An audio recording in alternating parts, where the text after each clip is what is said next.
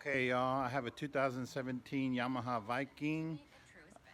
It would start, but it'll turn off after if you leave it on idle. And finally, it wouldn't start. It'll turn over, have plenty of juice and everything else. But the problem is the spark plug. I haven't changed the spark plug since I bought it back in 2017, and now it's 2022. Here's the spark plug.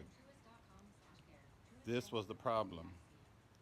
It was loose and must have broke inside and was just wobbling around in there. I replaced the spark plug with a new one and it cranked right up. So just to save y'all some money, 2017 Yamaha Viking. I haven't seen no videos on it, but just letting you guys know that check your spark plug and your air filters. Thanks.